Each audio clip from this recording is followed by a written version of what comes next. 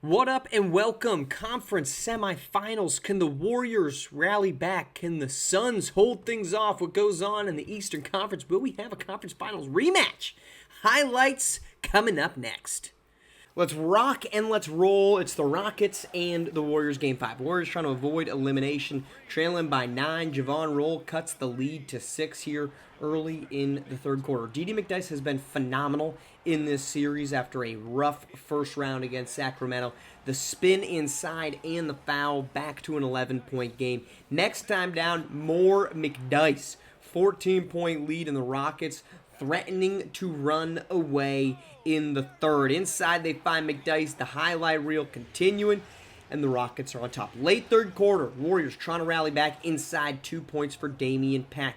Lead down to 6. Late third quarter, under 10 seconds. How about Wayne Jeffries? We've got ourselves a 3-point game headed to the fourth. Early fourth, 1-point lead. Rockets on top. Pack leaving Malik Roll for the corner 3. And Houston leads. 5 minutes to go. Russell Kingston going inside on D.D. McDyess, and the game tightens. 2-point lead here for the Rockets. They're going to alley-oop it up and add 2 more to it. That's going to be Darnell Gist. 4-point Rockets edge. Deontay Dixon, though, says we're not going down just yet. 3:40 to go, and it's a 1-point lead. Now it's 3 after some free throws, and the Rockets no longer are they on top. Javon Roll, corner or wing 3, and we're tied at 93.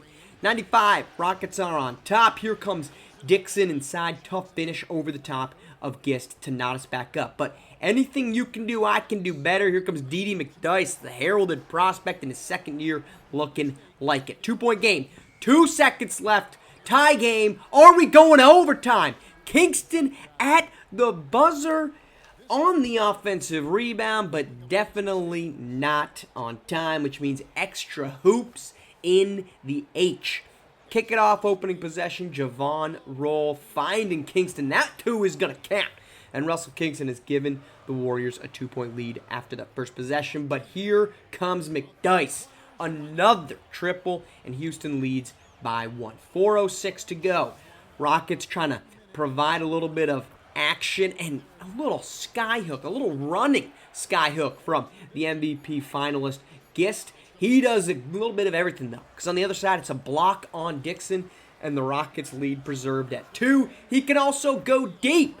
Darnell gets the triple, and it's a 5-point Rockets advantage. Warriors needing something. Who do they go to? Who else? Javon Roll ties us up at 105. 90 seconds. Can Houston finish off the champs? McDyess is going to give them the 2-point advantage to do so, but it's Deontay Dixon, the freight train, to the rack, and we're tied up once again. Under a minute to go. Here comes Dixon inside and lifts the Warriors to a 2-point lead. But in this game of back and forth, D.D. McDyess will not go quietly either. Beautiful bucket, but it's Javon Roll on the other side, drawing the timeout. McDyess going inside, trying to draw the foul, does not. Ball tips its way around to Russell Kingston. One more look at this. You see the second-year pro try to draw the foul, does not get the call, and the Warriors win it. Let's head game 5, Boston and Brooklyn. 2 games apiece here in this one. Rashawn Matthews has been great in this series. Nice finish over the top of Xavier Carter, and it's a 7-point lead. Now it's 5. Celtics trying to rally back. Bucket there from Jay Kingston, and it's a 3-point game. After the timeout, Jay Kingston, do it again, sir. Ties it up at 102 with 1:40 to go. Brighton Reed trying to find a little action. Inside to Matthews. Matthews over top of Carter. Cannot get this one to go. In transition, Amari Swift is going to find Jalen Justice. Corner 3 with 90 seconds. Boston's on top by 3. Boston still with the ball. Still on top by 3. Another triple. This from the courtesy of Amari Swift. And it's a 6-point Boston lead over Brooklyn. Brighton Reed trying to lift them back in. Little sidestep midi. And it's down to 5. Late trying to find a little bucket. Rashawn Matthews deep 2 gets it. 3-point lead. After some free throws, one last opportunity. Rashawn Matthews unable to make him pay. Unable to make it fall. And it's the Celtics. 114-109 in Game 5 on top 3-2. All right, elsewhere in Game 5, we saw the Celtics on top 3-2. We saw the Rockets now lead 3-2. The Suns are on top 3-2 as the Venom stave off elimination on the road in Game 5, 114-99, 30 points from Corey Flynn, and a dominant series win from the Chicago Bulls, 130-97. Dakota Motley, 26, Niko Romchak, 21, and the Bulls are back to the Eastern Conference Finals. All right, let's get to Game 6. Warriors and the Rockets at home. Darnell Gist trying to silence Javon Roll. Let's pick it up early second quarter. Warriors on top by 1. Warriors on top by 4, courtesy Javon Roll. 3-point lead here late in the frame. It's Darnell Gist inside, and the Rockets take the lead late. They're going to add to it. Ace Jefferson, one half of El Jefes for Houston, and the Rockets are on top. 7-point lead here for Houston. Losing the glass. It's not a Sunday, so the bank is in fact open, and the Warriors are trying to mount their little bit of a comeback. Javon Roll's going to do that. 58-56, Golden State on top. Same score, early third. Here comes Dixon. Little spin move inside on Ray Peterson. Talks his talk, roughs the dirt off his shoulder, and the Warriors are leading. Cole Herringody, though, he's going to cut into that. Beautiful jump stop, the pump fake gets Javon Roll out of there, and the Rockets suddenly on top by 2. The finish there from Ray Peterson, and the Rockets suddenly on top by 4. Starting to go Houston's way. They lead by 6. Ray Peterson, who has been good, gets 3 more, and it is a 9-point game. Late third, Warriors have managed to pull within 6, but Cole Herringody, when it rains, it pours, and Houston is using all parts of their bench, including the feed there from Malik Roll to Darnell Gist. Lead has ballooned. It's 15 midway through the third. Make it 17 with 6 minutes to go. Warriors, they say, hey, we could be done here, folks.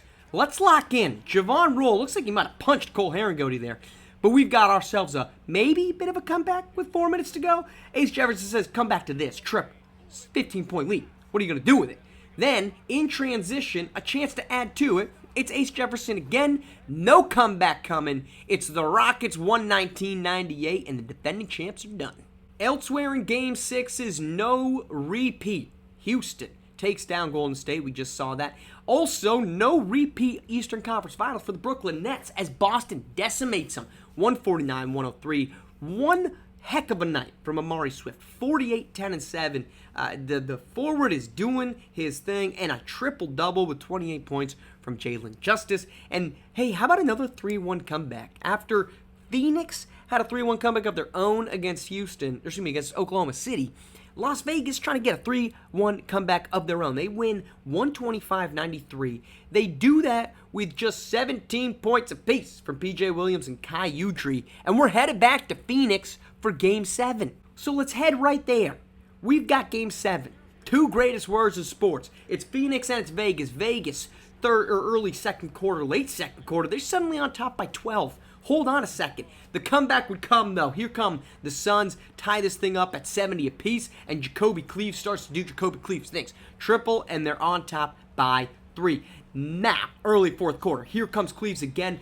Foul there on Udry, the flex, and Phoenix leads by 6. That lead would evaporate, and it would quickly become 5 in the opposite direction for the Vegas Venom. 5 minutes to go, though. You have to find a way to slow down Jacoby Cleaves. They're not able to do it there. 3 minutes, they need a bailout. Isaac Knox delivers it, and Vegas suddenly leading by 3. Needing something. Can somebody support Jacoby Cleaves? Zane Bennett says, well, I could do that, and ties this thing up at 96. But P.J. Williams has other ideas. Get out the AT&T Slam Cam, because P.J. Williams rising and firing on Jacoby Cleaves, the former MVP. Now, 2 minutes to go, down by 2. Who else do you want taking the shot but Cleaves? And we're knotted at 98. P.J. Williams trying to answer. Can't. Pushing in transition. And, Deontay Dixon's a freight train. That's a freight train right there. But he's going to go aerial airplane, finishing with Lawrence Marcoda. Then the steal from Cleaves and the takeover is in full effect until P.J. Williams the block, but you got to finish the possession. Offensive board to Cunningham, inside to Cleaves, and it's a 4-point lead for the Suns. Venom trying desperately all the way around the rim from Isaac Knox, and it's a 1-point ball game with 30 seconds to go. Cleaves is going to gift them the ball back, steps out on the baseline. Can the Venom get an offensive possession? Great stuff there by Cleaves. It's Knox, a sliver of space there, doesn't take it against Cunningham. Into the paint, he wades 2-1 on the shot clock, does not get it off in time. And with 3.7 seconds left, the ball's going back to Phoenix. Pair of free throws. Can they keep it? They cannot. And it's going to be the Suns who survive. 104-101. Cleaves is headed back to the conference final. All right, there is not going to be a repeat for the Golden State Warriors as their bid to be the first NBA team to come back from down 3-0 falls short in Game 6 at home. And it was a very familiar foe, a very familiar storyline for why Golden State doesn't get this thing done. The simple answer is what goes on with the reserves. In the 4 wins that the Houston Rockets had, Cole Herringody, 24 for 46. Ace Jefferson, 19 for 32. Ray Peterson, 20 for 42. And Malik Roll, who wasn't great in this one because of bad games 1 and games 2, ends up 9 and 26. That was ultimately what decided this game. And in Game 6, the Warriors had a really nice Game 5 leading into that, but 17 turnovers. You were minus 17 in the possession battle, 18 points off turnovers for the Rockets. They didn't get great nights from their supporting cast. You look at that Game 6, and it's Caden Dickerson, 9 points, 4 of 10 shooting. Jonte Taylor takes only 3 shots, ends with 8. Lynn Garner takes 4 shots. Russell Kingston takes 5 shots. We've talked about this before. Russell Kingston, I feel like they don't use him effectively, consistently. Another example of that, 2 shots from a guy that had double-doubles earlier in the series. Golden State is going down because that's ultimately been what kills them. It wasn't a great Damian Pack performance to close things out. He's the third-year pro that looked like a third-year pro. It's the same story that happened in Miami. A guy that wins 6th Man of the Year. That's great, but they'll need something more from him. He'll need to take some type of leap, and what's been effective for the Warriors is stars that can play off the ball. And when you're Damian Pack, you don't shoot the ball great as a jump shooter, that really does hamper, and that's why Golden State goes down. And now Houston, with their stars, 23-year-old Darnell Gist, 21-year-old Dede McDyess, are going to the conference finals. This whole, you gotta earn your way, you gotta take the lessons from previous playoffs. Apparently, not the case for the Houston Rockets. They are bound for the conference finals. Let's kick it over to the Suns and the Venom. So the Suns, one series after rallying from down 3-1. They blow a 3-1 lead against Las Vegas, and they needed a great Jacoby Cleaves game in Game 7 to survive it, and lucky for them, they got it, because there was a real risk there at the end of that series of, for all the great things he did in the first round of 3 straight triple-doubles, he did not have good Game 5 or Game 6. Game 5, he had 15 points on 4 of 14 shooting. Game 6, he had a pretty bad night. He ended up with 1 made basket, 6 points, and then he just comes in with a phenomenal Game 7, 41.7 boards, and a phenomenal close. He's been great in Game 7s. Awesome OT performance. He's saving himself in this one. They'll need him to just be a little bit more consistent into the conference finals against Houston. He's been great, but not great all the time. In order for them to win that's what they'll need. And then just really quick on the Venom, I mean, a hat tip. This was a team, again, that nobody believed in, that made one of the greatest runs in recent NBA history. And people are going to say they're a top 8 team. Look out for them next year. I don't know if they're going to be able to catch lightning in a bottle. For all the fun that it was to watch them, there obviously was going to be an expiration point. It seemed unlikely that expiration point was going to be an NBA championship, and now it won't be. But an incredible run by the Venom, a pair of 7-game series, pushing some really good basketball teams to the brink. But ultimately, the questions will now come up. Do they need a number 1 guy? Because their defense is great, but they didn't really have that guy that could consistently, every single night you knew he was the one going toe-to-toe with the opposition. Let's go Celtics and the Nets. And we got some good, we got some bad from this. Let's start with the good. The good is Amari Swift is freaking awesome. 48, 10, and 7 to close that thing out. Jalen Justice is Jalen Justice. I might take the duo of Swift and Justice over any duo in the NBA, and that includes Javon Roll and Deontay Dixon as the best duo in the entire league. Amari Swift, if this is what he's going to be, right, if he's going to be a 40, because the knock on Swift, he can't get it done. He needs help. He can't be the superstar. I'm sorry, but 48 games to close out 48 points to close out the Brooklyn Nets, that's superstar stuff, man. And Jalen Justice is the number one guy on this roster because he's been there and he's done that. But let's not discredit Amari Swift as an elite dude, and this should not be he's playing the role of Scottie Pippen to Jalen Justice's MJ, if you will. He's playing the role of I'm freaking awesome in the same way that Deontay Dixon plays next to Javon Roll. The bad, no Big Night Brighton. The Nets needed Big Night Brighton Reed to get things done. He was nowhere to be seen. And the Nets ultimately they looked like to close a series out, they couldn't take the punches. Game 5, they blow that one late. And that was a couple big triples from Amari Swift and Justice down the stretch. And then they just wilted on the road in Game 6. Great series for Rashawn Matthews, not the same for Savion White. But what will be the talking point? Free throws. The Nets took 37 free throws over the last 3 games of this series. The Boston Celtics took 114. There was a pretty hefty fine levied on Brighton Reed for saying that he doesn't know how it is that they take 100 free throws over 3 games. I'm paraphrasing a little bit. He kind of calls out that Darian Knight had 20 free throws. He certainly critiques the refereeing to close that series out, and that's ultimately what's going to be, right? We talked earlier in the series, I think it was Game 4, when the Celtics had a huge first quarter. They had 17 free throws in the first quarter, and the Nets shot 6 of 21 in that game.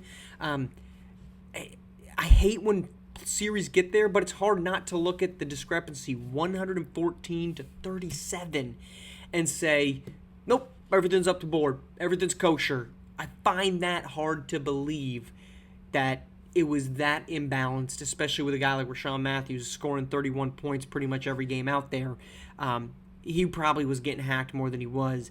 It's a bad look for the league that it ends that way. The Celtics move on. Ultimately, the Celtics were just a better team, I guess you could say, but plenty in Brooklyn are going to sit here and say that it was the free throws, and that's the reason that was the better team. And then let's close this thing out. Bulls-Hornets, this one is not taking rocket science because the Chicago Bulls, look, I've talked ad nauseum that they need Javon Stokes to shoot the ball more. I still think that in order for them to win an NBA championship, they will need Javon Stokes to shoot the ball more. But I see the counter argument, which is 4 players in Game 5 have 20-plus points. Javon Stokes ended that series or that game 8 shots, and he still ends up with 27 and 9. He doesn't really ever need to take over because of the depth of this team. My concern is when they need him to take over, will he? He showed that he can in that Miami series down the stretch. The other side of the coin is what happens with Charlotte, because this quartet, maybe they can't do it. Shane Ruffin was 3 of 7 in Game 5. Malik Hightower was 3 of 14. He only had one game where he shot 50% or better. Yes, Mac was way too passive. Some of that might have been because of his ankle injury, if that even exists. They never really said it was bothering him. But the rest of the roster just did not help him out in the same way that these other stars have gotten huge contributions from other guys. The Hornets didn't have that. That's why they're going home. But Chicago, they finally aren't playing with their food, and as they take on a very difficult Boston team, it's going to be a tough matchup. They're going to have to take care of business in that one. Let's get to some predictions. How about it? Okay, let's go. Give me Phoenix over Houston. At some point, the youth of the Houston Rockets, I still think is going to show up. So give me the Phoenix Suns. I'm going to go in 6. Just because I find it hard to believe they're going to close it out on the road in Game 7, though Jacoby Cleves can certainly do it. He's shown he can. And then in the Eastern Conference, I'm going to go Celtics in 7. I still don't fully believe in the Chicago Bulls. from the you didn't get it done last year and you had a lot of chances, and then you add to the fact that the Celtics are just playing awesome basketball right now. Justice and Swift are at their peak powers, so give me the Celtics there. We're coming back, conference finals. I'm stoked, baby. I am stoked for this. Let's get to it.